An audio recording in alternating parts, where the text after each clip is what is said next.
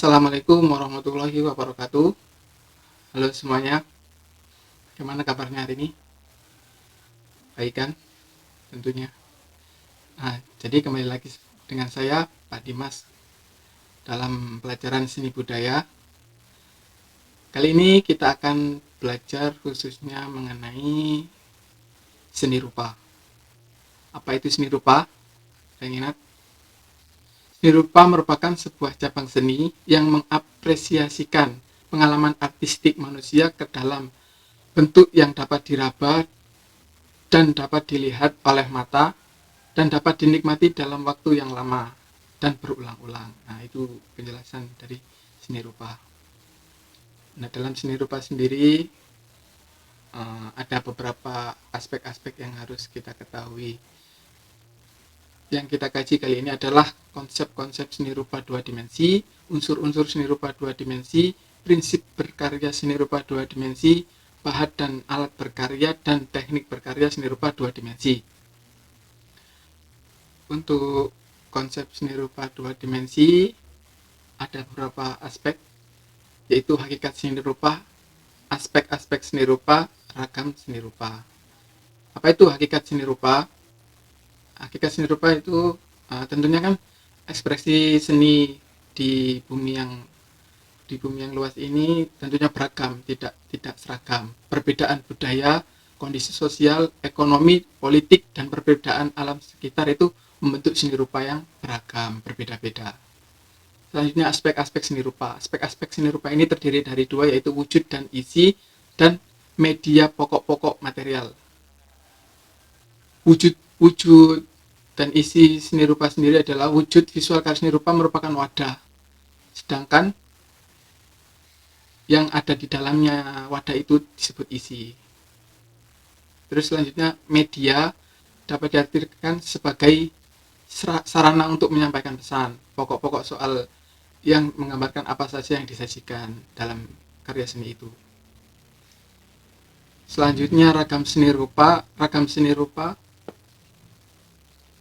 seni rupa itu ada dua klasifikasi, yaitu klasifikasi berdasarkan bentuk dan dimensi dan klasifikasi berdasarkan fungsi. Bentuk yang diklasifikasikan dalam bentuk dan dimensi itu tentunya ada bentuk 2 dimensi, 3 dimensi. Terus yang berdasarkan fungsi itu ada kayak seni rupa murni, seni rupa terapan.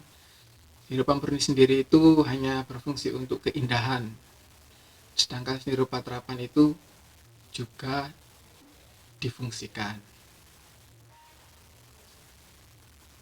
Selanjutnya yaitu unsur-unsur seni rupa dua dimensi. Yang pertama titik. Titik itu unsur terkecil dalam seni rupa, bentuknya ya titik gitu. Terus yang kedua garis. Garis itu batas atau limit suatu benda, ruang, bidang, warna. Jadi tiap benda, ruang itu memiliki batasan-batasan, itu disebut garis. Selanjutnya bidang. Bidang itu terbentuk dari hubungan beberapa garis. Jadi ketika kita membuat garis di penghubungkan, nah itu membentuk sebuah bidang. Yang selanjutnya warna.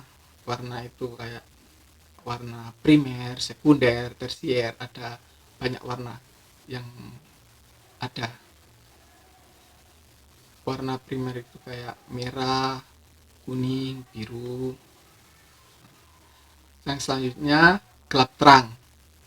Gelap terang itu menggambarkan benda menjadi berkesan 3 dimensi, menyatakan ruang. Jadi ketika kita menggambar diberi gelap terang itu nanti kesannya bisa berkesan 3 dimensi. Yang selanjutnya tekstur. Tekstur itu menggambarkan sifat permukaan benda. Ketika benda tersebut bertekstur kasar, ada titik-titiknya gitu. Kalau halus, licin gitu, bersih berarti. Untuk unsur selanjutnya bentuk. Bentuk adalah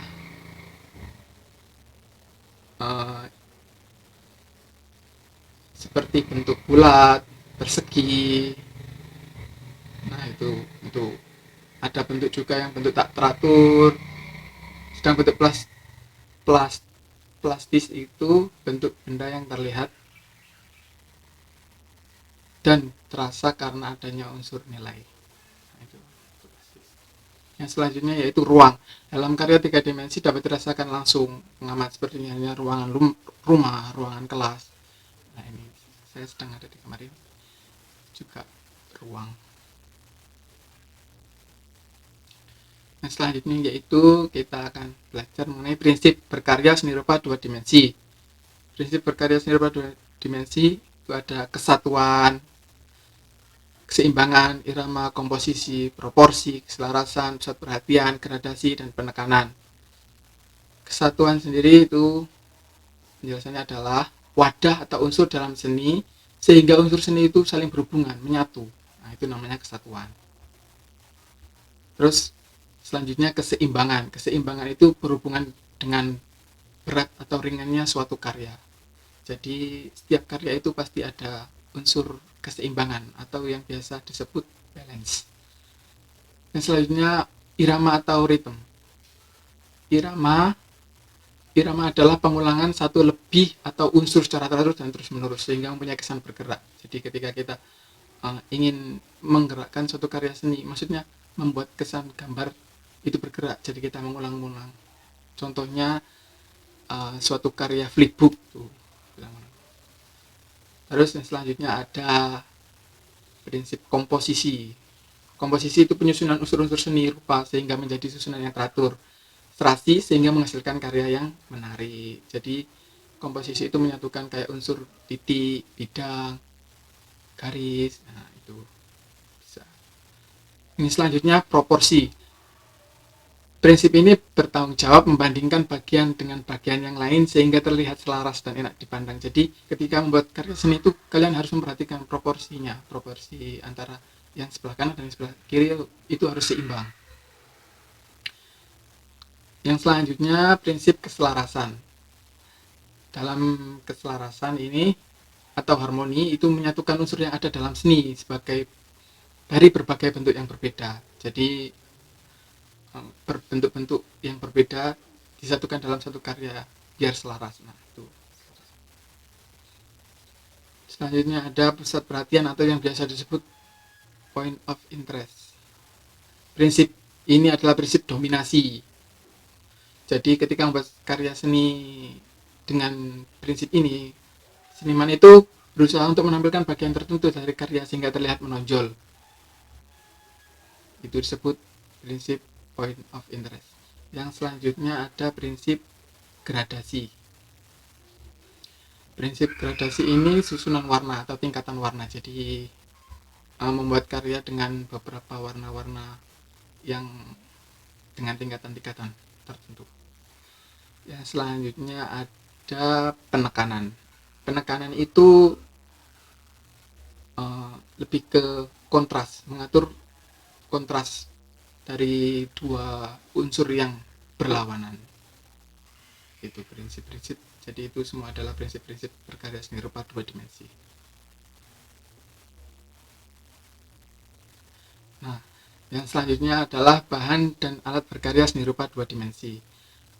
Alat-alat berkarya seni rupa dua dimensi itu ada banyak ya. Kita bisa memanfaatkan pensil arang atau kunti, penghapus, spidol, kuas, palet, pisau palet, canting, kawangan, wajan, komputer, mesin bordir, mesin sablon, dan lain-lain. Ada banyak yang bisa dimanfaatkan dalam berkarya seni rupa dua dimensi. Untuk bahan-bahannya ada tinta, malam, lilin, pewarna sintetis, benang, krayon, pensil warna, cat akrilik, cat poster, cat minyak, cat air, cat tekstil, dan yang lain-lain. Ada banyak bahan dan alat untuk berkarya seni rupa dua dimensi. Selanjutnya teknik berkarya seni rupa dua dimensi. Nah, teknik berkarya seni rupa dua dimensi ada teknik plakat. Teknik plakat itu dengan teknik ngeblok cat, mengecat dengan blok menutup semuanya. Terus ada teknik transparan, itu menutup objek dengan tipis-tipis, kuas tipis-tipis, itu teknik transparan. Terus ada teknik kolase. Teknik kolase ini teknik dengan menempel guntingan-guntingan kertas. Nah, itu teknik kolase. Terus ada teknik 3M, merekat, menggunting, dan menempel. Selanjutnya ada teknik blok atau siluet. Nah, ini tuh kayak kita menggambar bentuknya, siluetnya bayangan. Terus ada teknik arsir. Teknik arsir itu dengan cara membuat garis-garis yang sejajar atau silang-silang atau bentuk arsir-arsir yang lain di bagian-bagian yang kita ingin arsir, bagian tertentu. Terus ada teknik dusel. Teknik dusel ini kita menggosok menggunakan alat-alat dusel, itu teknik dusel. Terus ada teknik pointillis. Teknik pointillis itu dengan menutupi objek dengan titik-titik di objek sehingga menutupi objek atau membentuk suatu objek. Ada teknik akuarel. Teknik akuarel ini biasa disebut kayak cat air. Nah, itu. Terus ada teknik mozaik. Teknik mozaik ini biasanya ada di kayak keramik-keramik gitu yang ada di dinding-dinding gereja itu. Terus ada teknik menganyam. Teknik menganyam ini teknik menimpang tindihkan atau menyilangkan benda-benda sehingga membentuk anyaman. Nah, sekian itu tadi adalah konsep, unsur, prinsip, bahan, dan teknik dalam berkarya seni rupa 2 dimensi. Jadi materi dalam seni rupa 2 dimensi dalam seni budaya kelas 10 ini cukup sekian dari saya. Wassalamualaikum warahmatullahi wabarakatuh.